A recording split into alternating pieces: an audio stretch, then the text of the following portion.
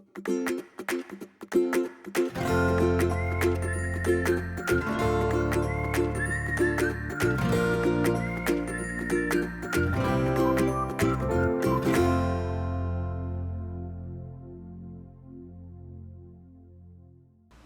evening everybody, my name's Steve, I'm the British Railroader, and welcome to tonight's episode from here inside the train room.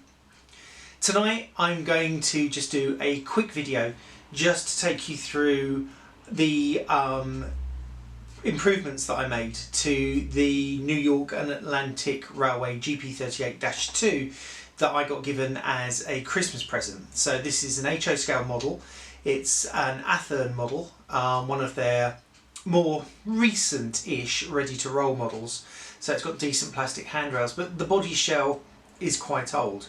But there were drill starter points for the handrails, the grab irons, and there are a few things that I pointed out in my December 2022 update that I wanted to do with it. So what we're going to do is we're going to go down onto the workbench, have a little look at the model, and then we're going to see it running. So let's go down to the workbench.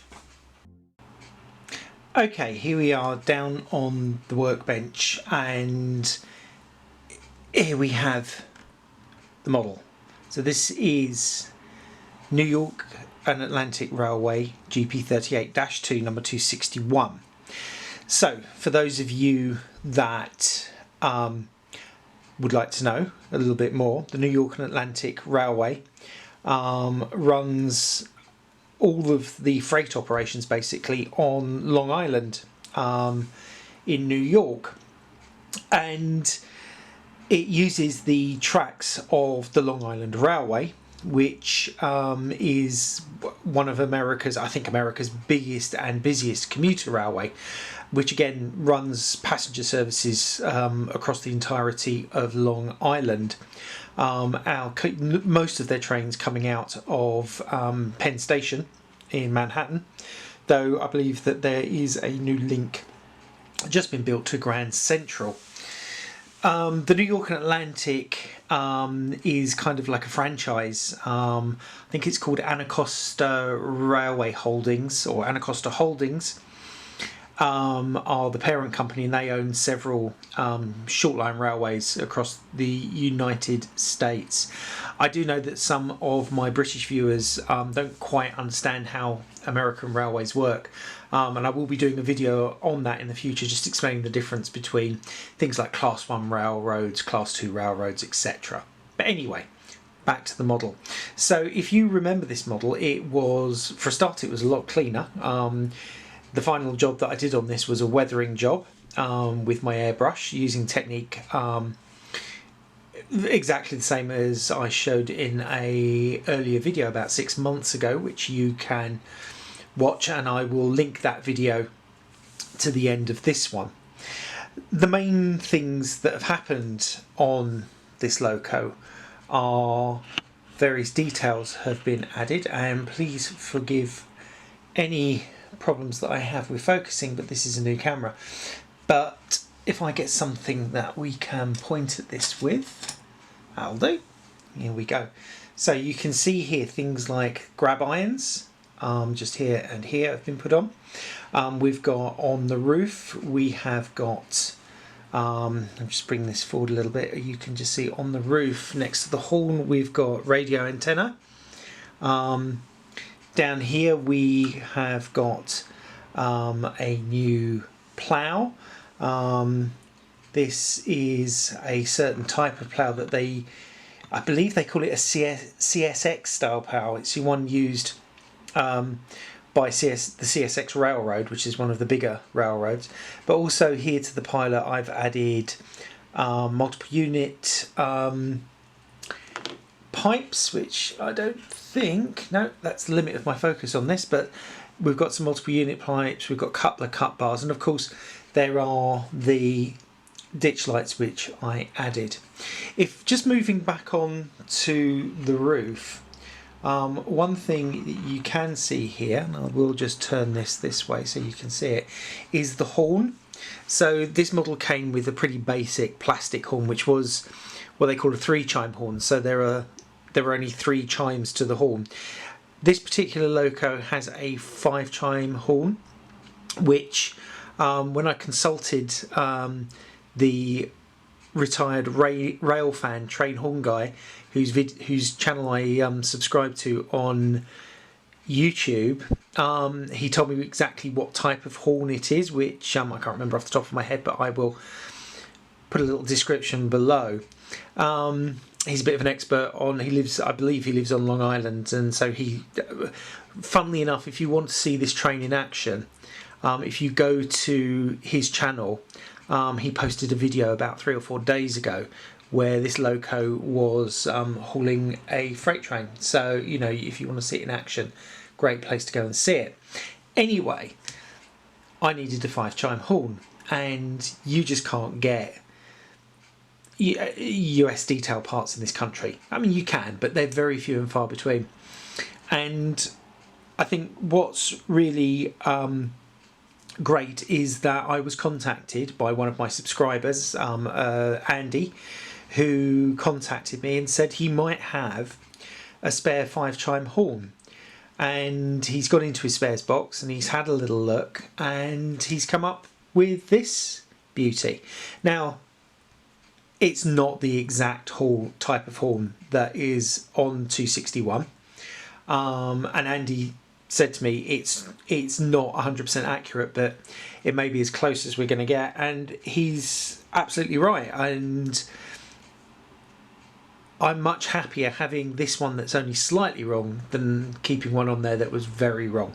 So big thanks to Andy. Promised him a shout out in the video when I went through it, and here it is. So we now have a locomotive which, as I said, compared to the real thing, is about 90% accurate. There are a couple of areas just here on what they call the anti-climber. On the real one it's slightly different. On the real one, as it is today, there is a number along here, but obviously this model didn't have that, and getting the decals would be difficult. So it's kind of, this model represents the locomotive as it is today, but not quite. And you know what? That's good enough for me, because it is so much better than the original model. So that's about it really. Obviously there is all the lighting and the sound, etc., which I did show you a bit of footage of last time, but we'll get this thing running. There is one thing that I'm going to be adding to this locomotive, and that is going to be a Stay Alive. Soundtracks literally do a plug and play one called a Current Keeper, which hopefully should be here in the next day or so. That I've noticed with this locomotive on my layout, it's just a couple of spots it just doesn't seem to like, and it loses power. I've been through the decoder board and the circuit with a fine-tooth comb and using my multimeter just to make sure there's electrical continuity. But I think it's only at very, very low speed, and I can get this thing to literally just crawl along. So let's get her up on the tracks, and we'll take a little look and see her running with all of her bells and whistles, literally. So here she is, sitting on the tracks. So we're going to start her up.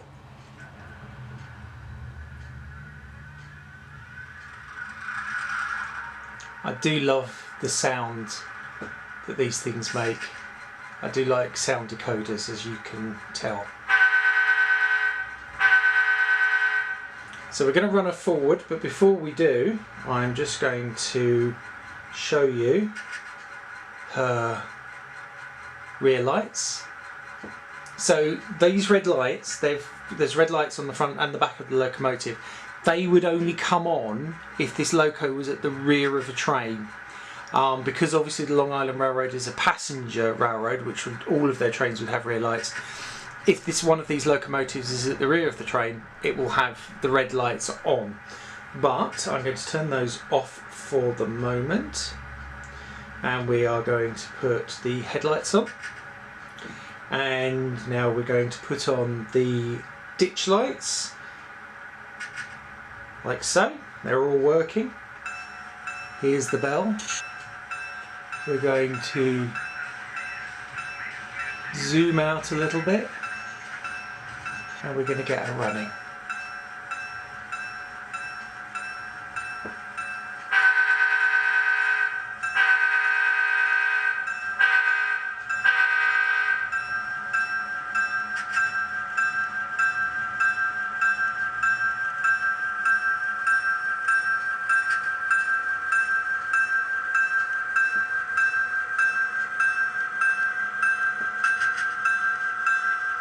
I think she's gone out of focus there a little bit, folks, but that's...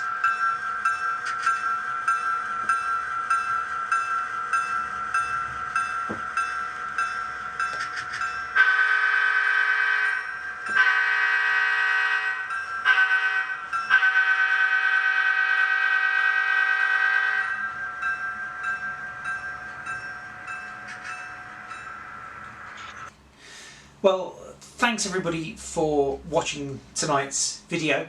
I really hope you enjoyed seeing what I've done to the locomotive, and also me speaking about some of the things that I needed to get to actually do what I wanted to do. Big thanks again to my subscriber Andy. Cheers, mate. Thank you for giving me that horn.